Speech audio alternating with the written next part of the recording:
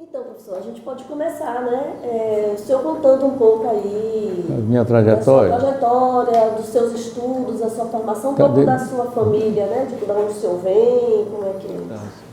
Eu tinha começado a pensar em termos de origem da minha militância. Em termos de ponto de não retorno, foi a morte de Getúlio. A morte de Getúlio em 1954. Eu tinha 13 anos mais ou menos. Que o que me definiu a partir daí como nacionalista. Eu fui depois do Movimento Nacionalista Brasileiro, fui secretário-geral do setor jovem do Movimento Nacionalista Brasileiro na Bahia. Então tinha uma... Então, claro que 54 foi só um momento de impacto emocional, de definição. Comecei a fazer militância explícita em 1957, quando fui eleito presidente do o Grêmio do Colégio de Aplicação da Universidade Federal da Bahia. E em 57, em 57, em 58, fui eleito para diretor de imprensa da Associação de Estudante Secundário. E comecei, em 60, é que eu entro na JUC, na Juventude Universitária Católica, e aí consigo fazer uma ligação entre uma posição de esquerda que eu tinha, que não era ligado ao partidão. Eu ajudei até a organizar um grupo chamado Esquerda Independente. Nem sabia que existia esse nome Esquerda Independente no PSB antigo. Articular essa visão nacionalista de esquerda com uma visão católica mais tradicional, devocional. Minha mãe é uma presbiteriana que se converteu ao catolicismo, né? E tinha uma visão de participar da Associação São Vicente de Paula, tem uma devoção à Nossa Senhora Perpétuo Socorro, tem uma linha assistencial e devocional. E meu pai, durante a maior parte da vida dele, ele era agnóstico, tinha posição de agnóstico. Embora no fim da vida dele, depois dos 90, ele retornou à religião da origem. Né? A religião de origem, que era católica, ele tinha sido apresentado para ter como madrinha Nossa Senhora da Conceição. Ele morreu às vésperas exatamente de fazer 97. Certo? É um pai agnóstico, mas um pai agnóstico, trabalhista, getulista, que desse ponto, o Getúlio dele não era exatamente o Getúlio meu. O Getúlio dele era aquele pessoa esperta, inteligente, que manobrava, aquela história de dizer, uma pessoa chegar e atacar o outro e dizer, você tem razão. O outro vinha atacar o primeiro, você tem razão. E aí a filha dele, a dona Alzira, dizia, mas meu pai, diz que tem razão, você diz que tem razão também, e você também tem razão. Então, esse era um Getúlio meio pessedista. Certo? E o Getúlio que me marcava era o Getúlio nacionalista, da Carta Testamento, mas eu aprendi muita coisa sobre Getúlio, que eu dou em aula até hoje. Dou em aula até hoje com meu pai. Por exemplo, o dia coisa que eu lembro sempre, ele dizer que na época dele, quando ele era jovem, correio interior, o dia dos comerciais era chamado Dia dos Cachorros, porque o patrão podia botar para fora da loja como se fosse cachorro. Meu pai casou com 40 e poucos anos, certo? Então ele nasceu em 1898.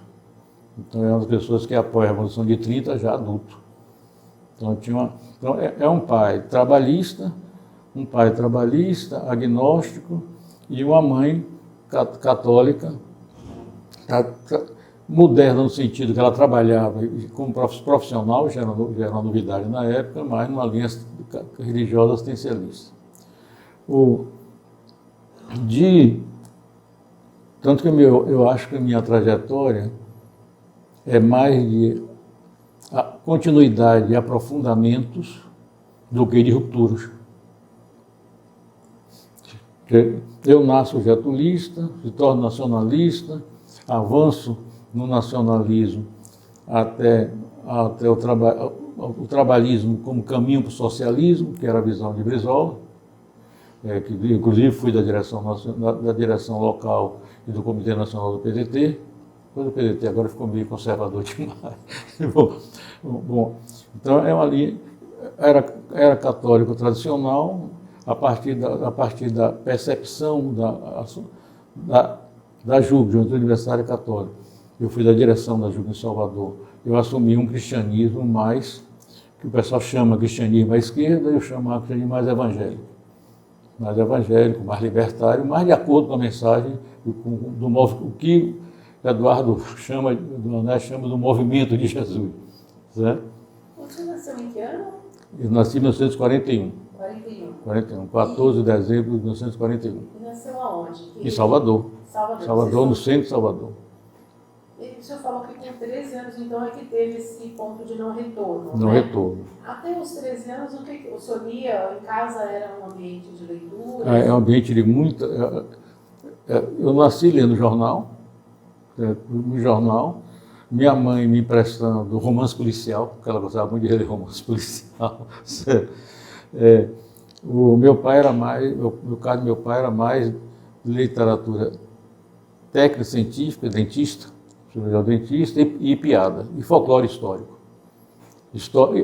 A história do Brasil, mas uma visão de história do Brasil da geração dele, que eu tinha muita coisa que nós chamaríamos são versões, umas visões meio é um discurso de época. Eu tenho livros com o livro de História do Brasil que ele estudou em 1910 por aí. Então tem uma versão da história. Por exemplo, Solano Lopes era um bandidão maior. Era o próprio pré-Hitler, se você analisasse hoje, na história que ele aprendeu. Então ele gostava muito de história, mas a história que ele gostava tinha muito a ver com folclore, com casos, muito de piadas, algumas hoje seriam politicamente incorretas, né? E estudo da área dele. Tanto os últimos livros que ele guardou foram livros de dentista, de cirurgião dentista, mas no caso. E minha mãe lia romance policial, lia coisas religiosas, livros religiosos, pensando nessa área religiosa, era mais esse tipo de linha. Agora com a formação moral e teológica muito presbiteriana. Eu dizia que tinha coisas que ela se converteu ao catolicismo, mas muita coisa, o modo como ela pensava, como agia, o comportamento não só era puritano, como algumas coisas que da visão religiosa dela, ela não sabia, mas continuava sendo presbiteriana. Eu vim descobrir anos depois, né? No caso. Então, em 57, eu entrei na ABS, fiz a campanha, como estudante, fiz algum tipo de campanha pela rua de Juscelino, mas em 60 fiz a campanha Lote Jango. Eu já era uma Nações brasileiro, tinha um comitê Lote Jango na Bahia, e eu comecei a fazer campanha para o Lote Jango.